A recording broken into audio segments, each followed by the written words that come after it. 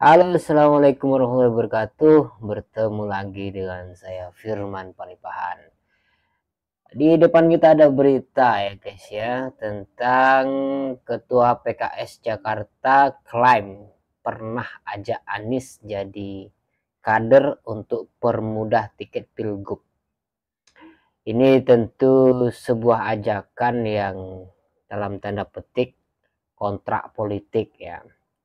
Jadi sebelum kita membaca berita ini, saya ingin memberi komentar terlebih dahulu bahwa memang betul sikap PKS belakangan ini yang kemudian mengundur-undur ya dukungannya terhadap Anies Baswedan itu tepat.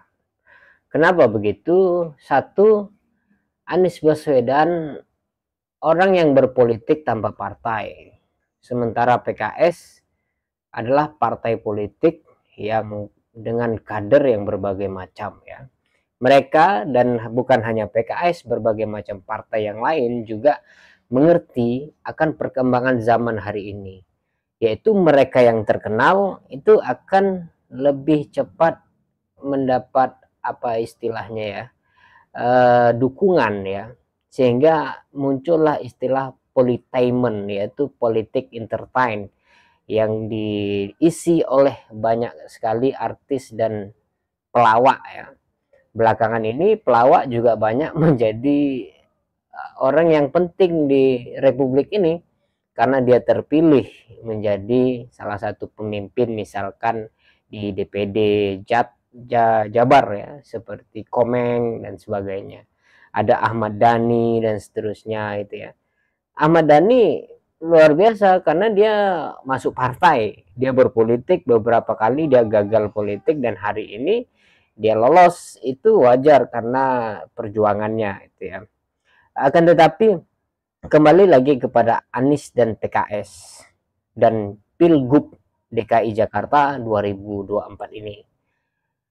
Ya, saya melihat ada semacam apa ya, semacam apa kita istilahkan ya, arogansi ya, atau semacam ya katakanlah, tapi bukan arogansi. Yang saya maksud adalah Anies Baswedan berpolitik tapi tanpa partai, itu sebuah kenaifan. Itu sebuah kenaifan. Atau dia berpikir bahwa semua partai itu sama. Dia ingin memperalat partai untuk dukungannya sehingga dia bisa masuk di dalam dunia politik gitu. Dengan berbagai macam kata-kata manisnya.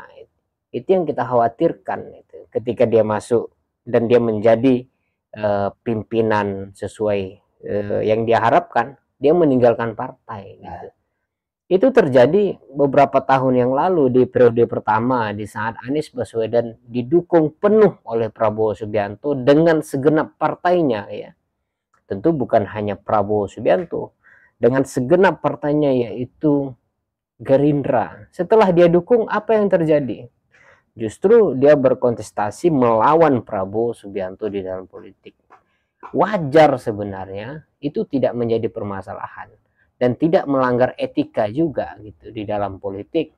Hanya saja kita ingin tahu sejauh mana komitmen seseorang itu ya, yang ingin menjadi politisi, yang ingin menjadi pemimpin, yang dia mendukung orang yang pernah dia dukung dan dia setia dengan orang yang pernah dia dukung, yang mendukungnya, kan begitu. Begitu ceritanya. Jadi klaim PKS dan beberapa cerita belakangan ini tentang PKS itu mengundur-undur dukungannya terhadap Anies, menurut saya adalah suatu yang tepat. Supaya apa? Supaya ada edukasi politik terhadap masyarakat dan milenial bahwa partai politik sebenarnya tidak kekurangan kader. Hanya saja mereka mengalami satu momen di mana mereka yang terkenal akan terpilih di dalam eh, apa namanya pertarungan politik belakangan ini. Yaitu yang terjadi di politainment ya, politik entertain. Artis-artis dan pelawak menjadi pemimpin. Ini mencengangkan dan sekaligus mengkhawatirkan. Tentu kita tidak khawatir ya, atau kita tidak meragukan kemampuan kepemimpinan Anies Baswedan, tetapi kita harus menaruh curiga bahwa Anies Baswedan ini sebenarnya memiliki komitmen atau tidak. Tidak cukup dengan narasi, ya, tidak cukup dengan narasi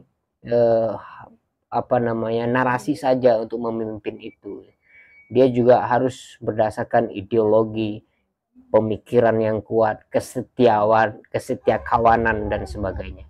Oke, mari kita baca berita ini sekilas ya, teman-teman. Tempo.co Jakarta, Ketua Dewan Pimpinan Wilayah Partai Keadilan Sejahtera atau DPW PKS DKI Jakarta Khairuddin mengklaim pernah mengajak Anies Baswedan menjadi kader partainya. Khairuddin mengklaim ajakan tersebut ditolak oleh mantan Gubernur DKI Jakarta. Nah, ini kan luar biasa ya. Dia menolak tapi dia tidak mengambil sikap gitu ya. Apakah masuk partai ini dan sebagainya. Apakah dia khawatir dikotak-kotakkan gitu. Ya, artinya dia menolak demokrasi dengan berbagai macam kotak pemahaman. Katakanlah satu partai ini memiliki kotak pemahaman, partai ini memiliki kotak pemahaman, dan dia tidak mau dikotak-kotakkan misalnya. Dia ingin masuk ke semua partai, itulah sebuah kenaifan di dalam politik. Itu sebuah kenaifan ya. Mari kita lanjut pembaca ya. Khairuddin membicarakan persoalan tersebut dalam pesan suara ke Anies pada Senin 12 Agustus 2024. Menurut dia, ajakan itu adalah agar Anies bisa lebih mudah mendapat tiket maju ke Pilgub DKI Jakarta 2024. Anies saat ini tidak menjadi kader partai meski pernah berlaga dalam pemilihan kepala daerah dan pemilihan presiden. Awalnya Khairuddin menyinggung soal PKS yang memberi dukungan kepada Anies maju kembali di Pilgub Jakarta.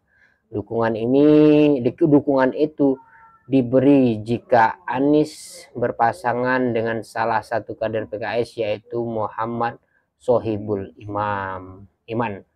Pasangan Anies Sohibul Iman hingga saat ini belum juga dideklarasikan sebab partai-partai lain juga resmi memberi dukungan untuk keduanya. Sementara itu PKS sebagai peraih kursi terbanyak DPRD Jakarta di Pileg 2024 bersikeras harus ada kadernya yang ikut serta dalam Pilkada Jakarta. Khairuddin berujar, PKS bersedia untuk mencalonkan Sohibul Iman asal Anies menjadi kader PKS. Khairuddin menawarkan Anies untuk memakai jas putih khas kader PKS ke depannya. Saya Khairuddin pernah sampaikan langsung ke Pak Anies agar kalau tidak menerima Pak Sohibul Iman, maka Pak Anies bisa mengenakan jaket putih masuk sebagai kader PKS.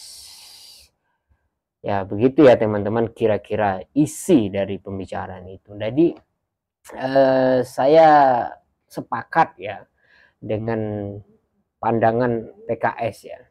Bukan sekedar dia itu sekarang memenangkan DPRD Jakarta ya, akan tetapi pada prinsipnya kader partai pada umumnya dia itu memiliki kaderisasi gitu. Jika kita atau di dalam kader di dalam partai itu mengambil orang lain yang terkenal untuk menopang partainya, maka lebih baik partai itu tenggelam daripada mengambil orang lain ya, mengambil orang lain yang akan menjadi singa untuk mereka itu, yaitu memakan mereka pada kedepannya. Sesuka-suka mereka nanti, bahwa mereka mengatakan nanti saya tidak pernah menawarkan diri ke partai ini, mereka yang ingin saya masuk dan sebagainya. Nah, orang-orang seperti inilah yang harus dicegat, yang harus dihilangkan di dalam dunia politik. Anies Baswedan lebih baik menjadi pengamat politik daripada ikut berpolitik dan dia tanpa partai. Saya rasa itu yang bisa saya sampaikan. Terima kasih. Salam.